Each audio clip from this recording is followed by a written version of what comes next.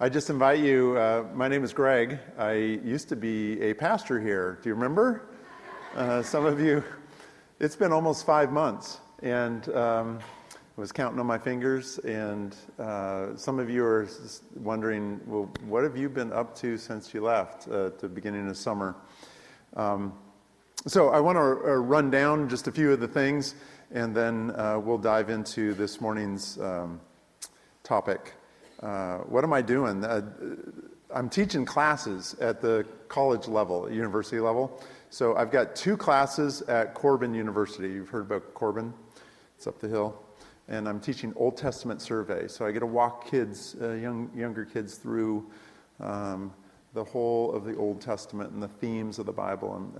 I love it. I absolutely love it. I get to do that twice. I'm at George Fox for one class. It's a theology class about what we believe as evangelical Christians. And I love that class. I've got a group of 20 kids that I get to speak into their lives. And then I get to teach some freshmen at a school down the road called Reach Training Institute.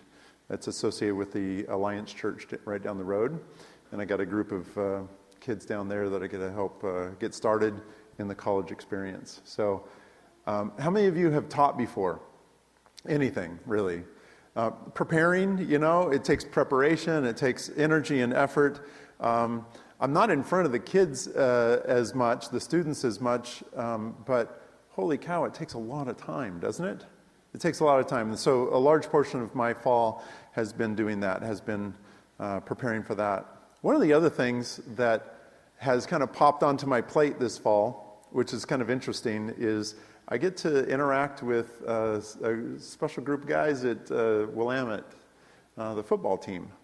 I have a contact on the coaching staff, and I've been invited. They call me a life coach, and I'm not exactly sure what that is, but it doesn't matter because the kids don't either.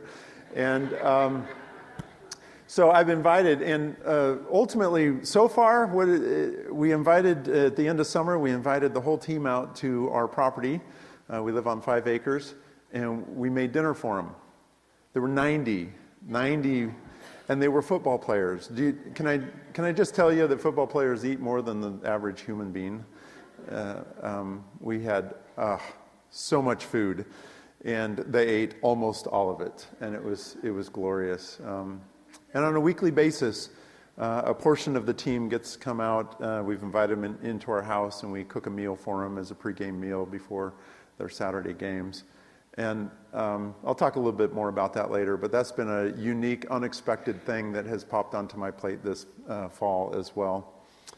The other thing I've been working on, and some of you that have been around and have heard me talk, maybe in a previous sermon or in a class that I have done here at church, I'm spending a lot of time thinking about rest, and not just rest in general, a lot of time thinking about biblical rest.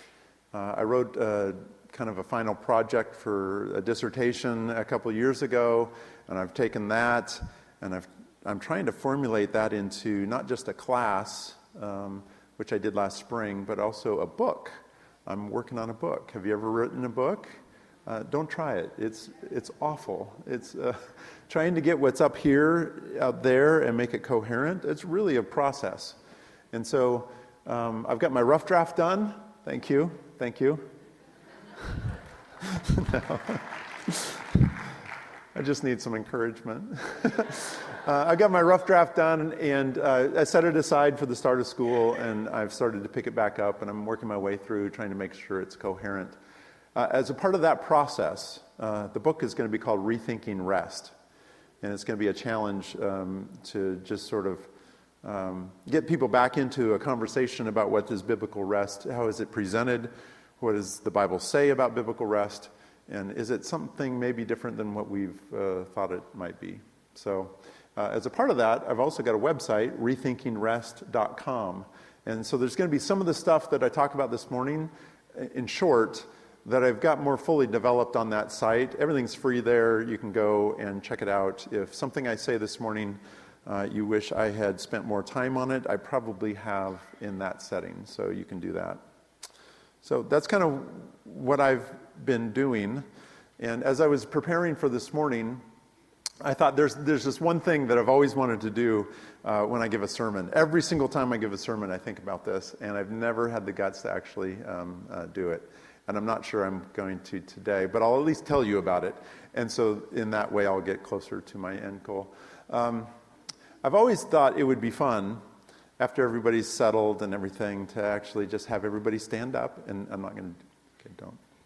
Have you stand up and then say, okay, go to the opposite part of the building. And oh, the gasps. I know, right? Right? If you're in the back, come down front. If you're over here, you're way over there. Did you even know there's another wing over here? Yeah. There's actually people in it. Yeah. So, why is that so dreadful for us? It's partly because we get stuck in our routines, right? When we were first married, Lisa and I tried to convince her every week we need just to sit in another spot, totally different. And it lasted about 3 weeks. And then she just started like crying one morning and saying, can we just please sit in our own spot? And I said, okay, that's fine. I get it, because I'm partly that way too. But sometimes we just get so used to sitting in our own seats or our own space, and we get used to the vision of what things look like from those places, right? I actually did this in my class this last week at Corbin. We're at about 2/3 into the semester, and people are just starting to get in their groove and starting to get used to everything, and it was hard to get them motivated. And so beginning of class last Tuesday, I said everybody had already settled in and gotten everything out, and their notes are, and I said, okay, pack it up, stand up. And I did exactly that. I had them switch. And you wouldn't believe the complaints I got. I mean, I had kids, I can't see in the back. I don't care. Just go back there. I want you to experience something. I was all set up. I know you were. That's why I waited. We're baseball players, and our coach said we had to sit in the front row. I don't care. Your coach isn't here. Get back there. Okay? And the complaints just kept coming. And then on Thursday, when we had class again, what's the one question I got when kids started coming in?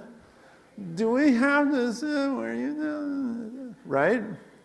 And I said, no, that was just a one-time thing. And the majority of people went right back to where they were before, which is totally fine. All that said, I'm going to not have you physically move this morning, but I'm going to ask you to kind of get up out of your seat as far as rest goes. Wherever it is that you find yourself sitting, whatever view you might have about what rest is, about what maybe even Sabbath is, maybe you haven't thought about it in a while, or maybe it's something you interact with on a regular basis. I'm going to ask you just to, in your mind's eye, sit somewhere else and be willing to maybe see a different view this morning. Some of the things I'm going to say is going to hopefully challenge you, hopefully give you a different perspective, and that's on purpose. I'm trying to do that. I've been spending a lot of time thinking about rest. I don't have a lot of people to talk to, and so thank you for coming this morning. Now, with that said, if I do say something that is maybe a little bit crazy, you don't like the view from where your new seat is regarding this, you can always go back to your old seat, right? Okay? So just walk with me this morning. Let's settle in, and it might be a little bit uncomfortable because you're not in the same place maybe you were before, but my hope is, at the end, that we can make Sabbath practical again. Because I think in our church, not just our church, but in the church, right? I think we've gotten to a place where people have stopped talking about Sabbath and what Sabbath might be and what God's calling us to do, and maybe what even God is offering us. And it's unfortunate, I think. I know, because the New Testament, we'll take a look in Hebrews chapter 4, the New Testament says God's not done with this topic yet, even though some of us may be willing to move on. I would like you to have your Bibles open, number one. We're not going to have anything up on the screens as far as Bible verses, but I will be referencing, and we're going to start in Genesis chapter 1. Why? Because that's where That's where rest, the idea of rest, really comes into its own and starts to blossom within the Scriptures. So go ahead and however you do that, whether it's in print form or electronically, I would encourage you to have a Bible in front of you. And as we go to this Genesis chapter 1, I'm also going to tell you that I'm going to be incredibly oversimplistic. Would you agree that there's a lot of ways people read Genesis chapter 1? There's a lot of arguments about Genesis chapter 1. I mean, what is it saying? What's the purpose? What are we supposed to get out of it? How are we supposed to, as a church, read it? Is that going to be different than the way the world reads Genesis chapter 1? Those are all great questions that I'm not even going to try to attempt to answer today. All I'm going to try and do, for my purposes regarding rest, I'm going to try and oversimplify the story of Genesis 1, see the forest for the trees, so to speak. And as you go through Genesis, the creation account in Genesis 1, what I would suggest to you is what we see God doing in this whole first chapter is creating a place to be for everything. And then, once the place to be is created, what he does is he puts things in those places and gives them something to do. The oversimplification is that what we find when we come to Genesis chapter 1 is God giving everything a place to be and a thing to do. And the reason that's important is because when we get to the crown jewel of the creation account, what is the crown jewel of the creation account? What's the last, most important, at least the way it's presented? Well, it's seventh-day rest. Yes, we're getting there, but what's the last thing that's put into place before the rest happens? On day 6. It's the second-born of day 6. The firstborn is what? The beasts of the field. And what's the second-born of day 6? It's humanity. It's humanity. Humans are placed, they're given a place to be, and they're given a thing to do. What is that thing to do? Well, if you go through and actually look, there's a few things that we're given to do. The first is to be fruitful and multiply. Is that something to do? Well, it's really it's a good thing to do. Be fruitful and multiply. Some of the other things that are listed there, though, are subdue and rule. And that's important, those terms. Subdue and rule is very important because those are the things that are in God's hands. Subduing and ruling, that's what God does. But when he creates humanity and he gives humanity a place to be, and then he says, this is your thing to do, he is sharing his rule with us as members of humanity. He's given us something to do, to rule and subdue this creation, bring it under his authority. And it's interesting, when we do whatever we do as humans, a part of the human race, when we do it the way God would have us do it, the thing to do, and we're in the right place that we should be, where God would have us be, what we become is image bearers. We are bearing the image of the God who has shared the responsibility of subduing and ruling with us. But, does this ever happen? Do we ever step outside the place to be and the thing to do? And do we ever find ourselves in a place where we're not in the place God would have us? Yeah, that's the story of humanity. I mean, it started back in the Garden of Eden, do you remember? Right? God had set a set of parameters over Adam and Eve in the garden, and he said, do all of this. And in fact, in the Garden of Eden, they get even more. It's cultivate and keep. Those are the instructions given to Adam and Eve. Cultivate, those are gardening terms, right? Cultivate and keep the garden. It's a task. It's a task now to keep a garden, but it was even a task in the Garden of Eden. They had to harvest, they had to cultivate and keep, rule and subdue, be fruitful and multiply. That's an oversimplification, I know. But for our purposes this morning, as we look at rest, I think it's important to understand and acknowledge that God has given us collectively as members of humanity, but also us individually. And that's where we're going to camp out at the end. What is it that God has for you, for me as an individual? How has he gifted me? What is the place that he has for you? And what is the thing that he has for you to do? Place to be and a thing to do. We'll get back to that. The other thing that I want you to notice is in chapter 2 of Genesis, because the creation account really ends the beginning of chapter 2. It's the first 4 verses, or first 3. And then it says what happens on the seventh day. And let me just ask by starting this question. What did God do on the 8th day? I want you to actually look at your text and find, what did God do on the 8th day? On the 8th day. You finding it anywhere in there? It's not in there. Don't. It's not. The text actually gets through day 7, and then it doesn't really talk about, it goes on to a different topic, right? It goes on to what is next. But what I want you to notice is something that you may not have noticed before. If you've heard me talk, this will be a little bit of a repeat. But there's a repetitive literary phrase that the author of the text uses to describe the creation account. A repetitive literary phrase. What am I talking about? Well, it's a phrase that ends each of the first 6 days.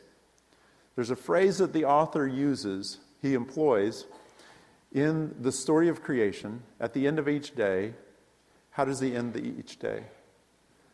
And there was evening, and there was morning, day 1. We see it in verse 5 of chapter 1. We see it again there in verse 8. We see it again later in verse 13, verse 19. He just repeats it over and over again. There was evening, there was morning, day 1. Now, what I want you to find for me in the beginning of chapter 2 is I want you to find when did the seventh day end? When did the seventh day end? Do you see it? Some of you are already on to me. It's not there. Now, let me point out what's going on, what I think what's going on. The author has introduced a literary device to end the first 6 days. We saw it, evening, morning, the end of the day. We get to day 7, and he drops that. He doesn't include that literary device. Now, let me ask you a question. Did he forget it? Did he forget that he had used it, and then he got to day 7, and he just forgot to include it?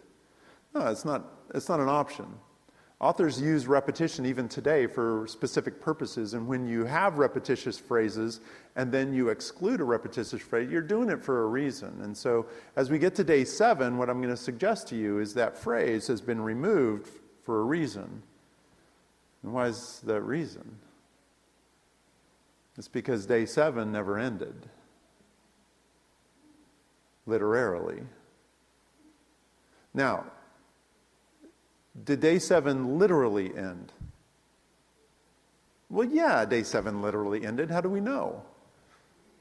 Because we got up this morning and it's not yesterday, right? Day 7 ended literally, okay?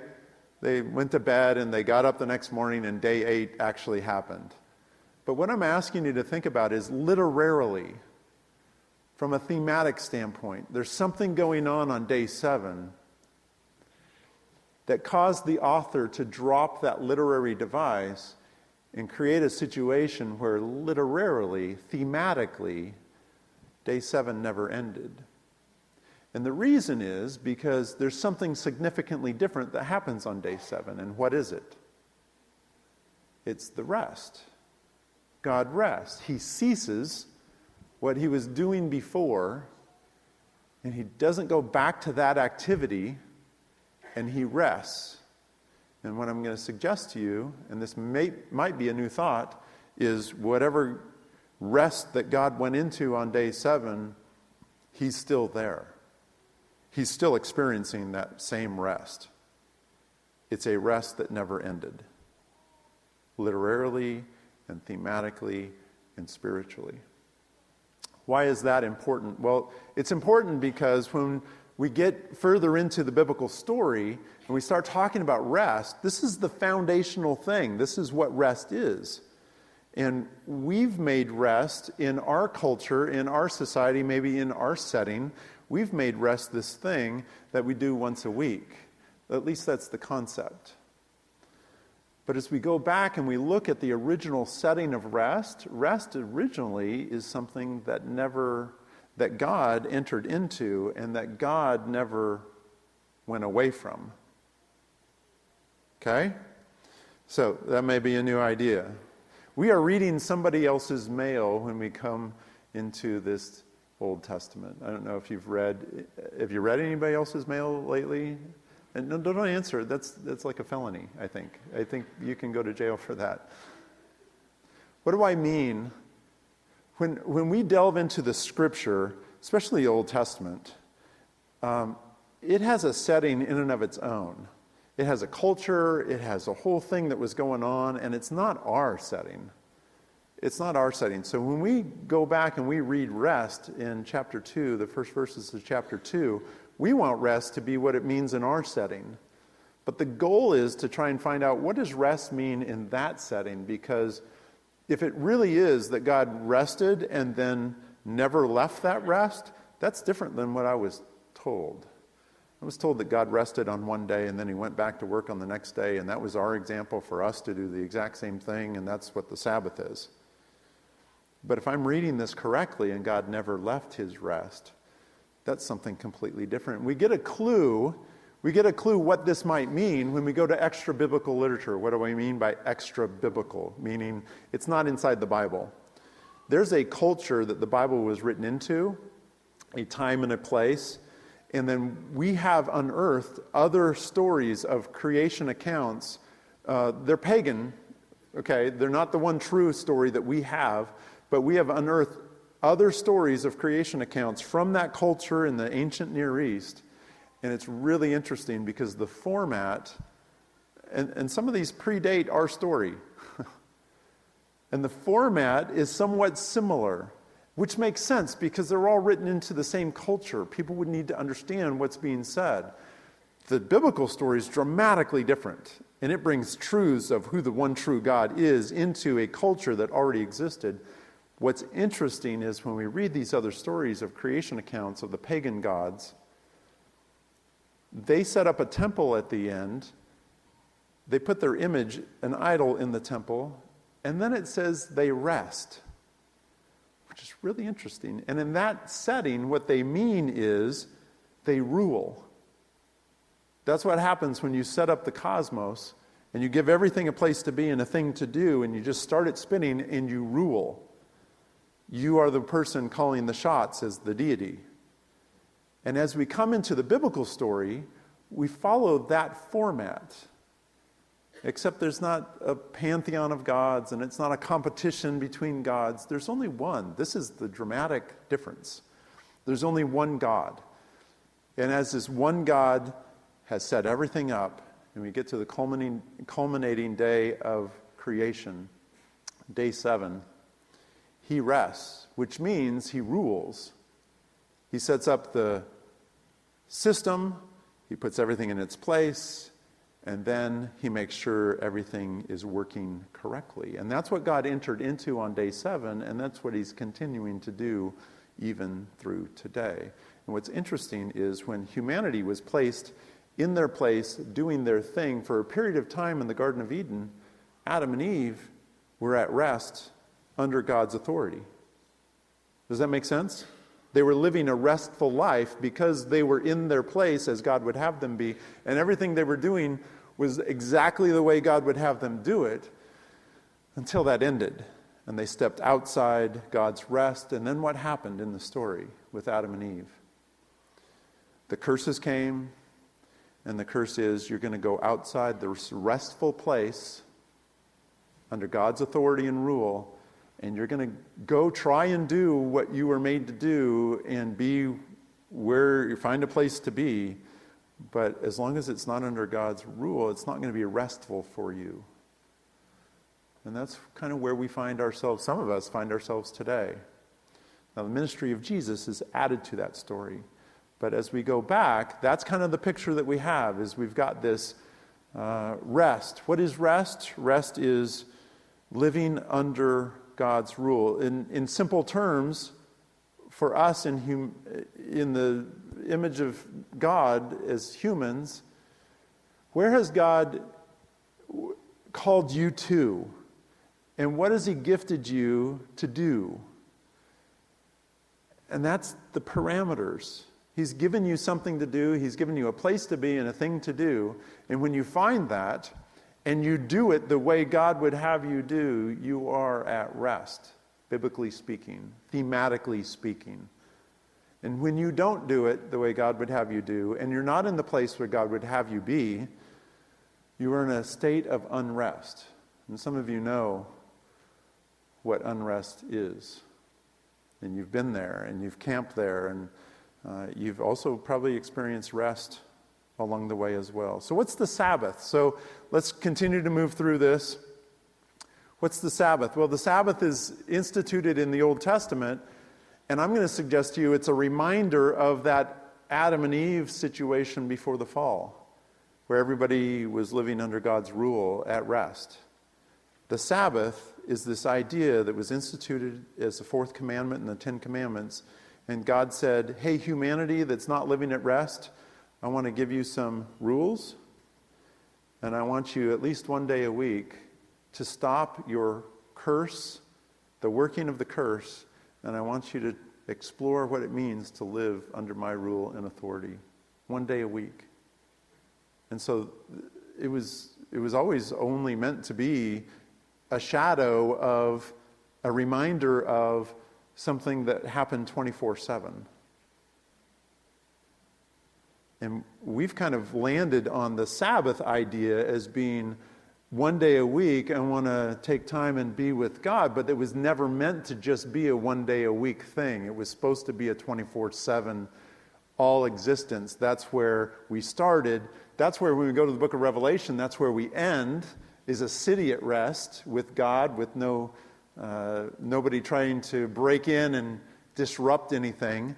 So we've got these two bookends where everything's at rest, but we're here caught in the middle. And so God set up reminders of rest and said, don't forget, in the curse-a-day world that you might find yourself in, where chaos has been reintroduced to a situation where God brought function and order, don't forget that that's not the way it's supposed to be. The world is supposed to be, humanity is supposed to be at rest with God. And we tend to get hung up on the reminder and think that's the end all, but that's not the end all. Let's go to the New Testament, Matthew chapter 11. Matthew chapter 11, verse 28. Jesus says something profound, and you know what he says. You've heard it before. He says, come to me, all you who are what? Weary and heavy laden, and I will give you one day a week off. Do you think that's what he's talking about? He's not talking about that at all. His offer of rest, if it's just one day a week, we're selling it short, right? His offer of rest is a complete rest. His offer of rest is saying, here's thematically what he's saying, we used to have this vicegerent relationship where humanity and God shared with the subduing and ruling under the authority of God, but humanity has stepped outside of that. We're in the struggle, we're in the curse-a-day world, but Jesus is here saying, I'm here to offer you that again. Not one day a week, but every day. Let's take a look at the rest. Take my yoke upon you. If rest is really just lying in a hammock, like some of us have come to think of it, a day off from work, not doing anything, when Jesus speaks of rest, why is he talking about take my yoke upon you? What happens when you have a yoke on you if you're an oxen? Are you going out to the field or coming in for the night? You're going out to the field. To do what? To work. And what Jesus is offering you in his restful offer is, come be yoked with me. And when you're yoked with Jesus, what do you end up doing? You end up going to the place you're supposed to go to. And what do you end up doing? You end up doing the thing that God would have you do because you're yoked to him. Some of you are very talented. There's 2 of you in here that don't have any talent at all. And some of you are wondering who the other one is. So some of you are very talented, and talent can take a lot of different forms. You can be talented athletically, you can be talented musically, you can be talented artistically, you can be talented organizationally, any number of ways. And some of you, all of you, because you're a member of humanity, all of you have a sweet spot. All of you have something that you do, that when you do it, it's like, yeah, that's what I was made to do. You know what I'm talking about? I don't know what it is for you. I know what it is for me when I teach. And that's why I find myself where I find myself, because I'm pursuing where I'm gifted. When I find myself teaching and I get done teaching and it's gone well, because sometimes it doesn't go well, let's be honest, maybe this morning. When it goes well and I get done, I'm exhausted because I've just been working. But I've been where I'm supposed to be, and I've been doing what I'm supposed to be doing, and when I get done, I'm energized, but I'm exhausted. Do you know what I'm talking about? Have you experienced that? And maybe that's creating a song if you're musically, or a piece of artwork if you're artistically, or setting up a meeting with an organization if you're organizationally gifted. I don't know what it is for you, but there's something that you do that when you're done doing that thing, you're like, oh, that's what I'm supposed to be doing. And the problem is, a lot of us get caught in the curse-a-day world, outside the garden, outside the rule and authority of God, because that's reality. But the question is, how is it that we get back under God's rule and authority? And so I'm just going to ask you to start thinking about Sabbath a little differently. And we're kind of wrapping things up this morning, but here is really the crux.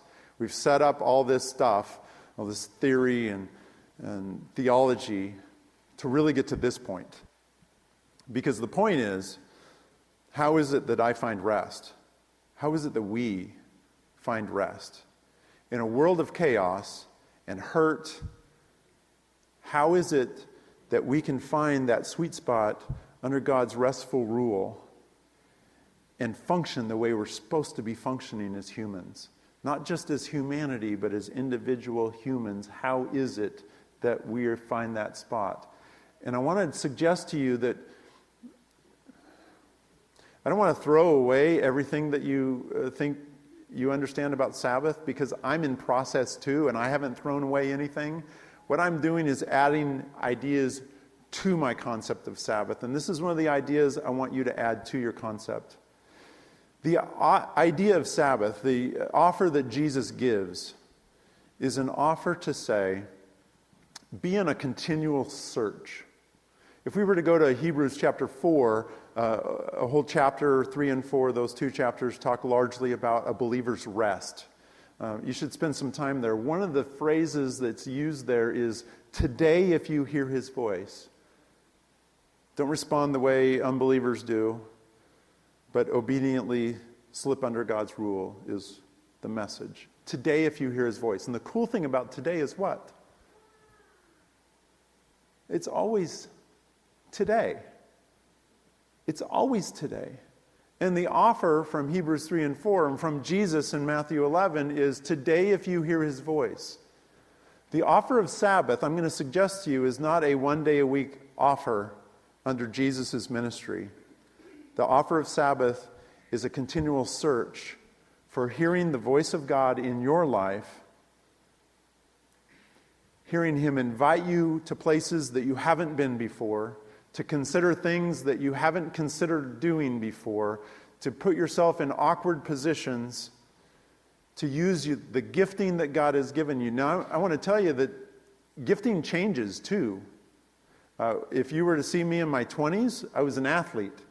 And I spent a lot of time in athletic endeavors with round balls, bouncing them and throwing them, and that was a big part of my life. And then the end of college came, and an ACL got hurt, and that part of my life largely was over.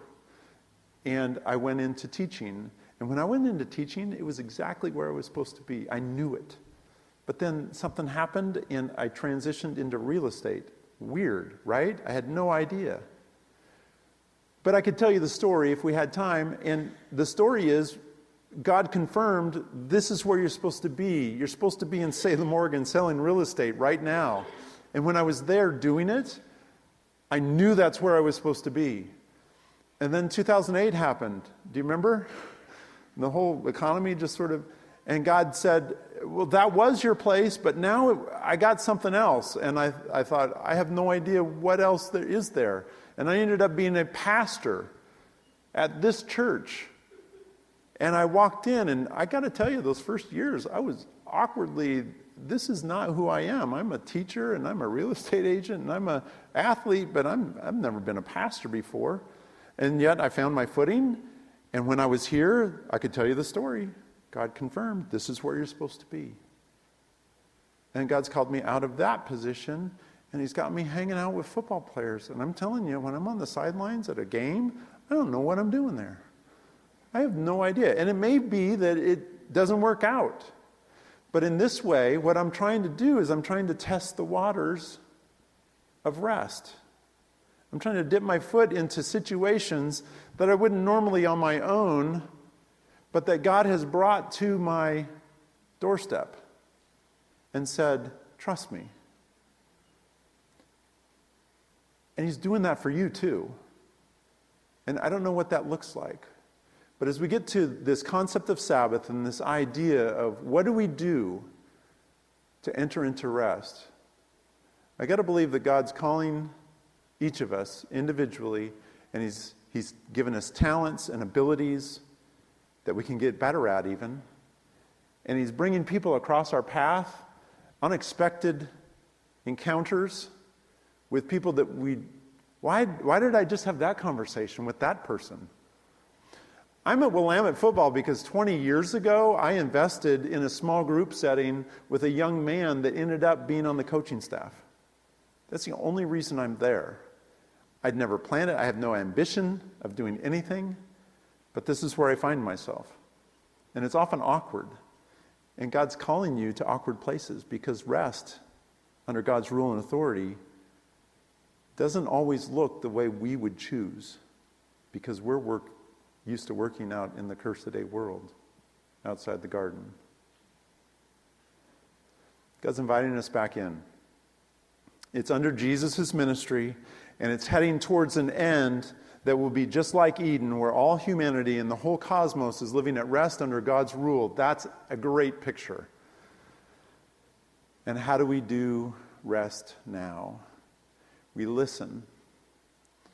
We step out in faith when God brings something across our conscience or across our doorstep, and we say, I'm going to give it a try. I'm going to dip my foot in that.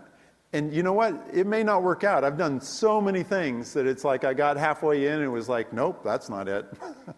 Right? And it's okay. You dip in and you dip back out and you say, that wasn't it. But you know what? I learned something in that. I learned that I do have a skill there, and maybe it's over here let me try this. And it's like, oh, I would have never ended up here on my own. So what is it for you? We're about to close. We're about to get out of our seats and go out into that world where you live. And your reality is about to take over again, but what I don't want you to forget is that there's an offer of rest. And it may not be your full-time thing that you end up doing, but even if it's just once a year, Or maybe it's once a month, or maybe you sign up for something once a week. God's doing a lot of stuff in this church building, but let me tell you, God's doing a whole lot of stuff out there, outside these walls. And there are lots of places to be and lots of things to do. I just want to invite you to test the waters. Put your foot in. See if God blesses it. And if He does, the ultimate goal where you will end up is a place of rest. So, if the landscape of your life hasn't changed in a while, maybe it's time to explore. For some of you, just as I've been talking this morning, you've already thought about something. You've already thought about, oh, I had that conversation, or I have this opportunity that I wasn't going to pursue, but maybe it is that I'm supposed to. It's going to be maybe a new sweet spot for you. Maybe it hasn't been a sweet spot for you in the past, but maybe it is now, or it's supposed to be. It's going to be outside your comfort zone.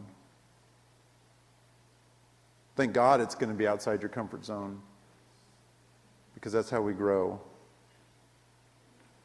Just want to remind you as I close, Hebrews 4, today, if you hear His voice, be willing to test the waters of rest and see where it leads. Let's pray. God, I just want to thank you for this morning, a chance to dive in and maybe change our seats a little bit in our minds about what rest is. And God, if we've misunderstood rest, or if there's anything to this idea of this invitation of a 24/7 existence under your rule and authority, if that's really the way we're supposed to be reading this, God, I just ask that you would give us courage, give us the ability to, even if it's just a toe, step our foot into the waters of rest. And I know that your promises are that that's what you want to give us. So God, help us step out in faith, out of our chaos, out of the decisions that we would make on our own behalf, and listen for your voice. Help us find the place of rest. In Jesus' name, amen.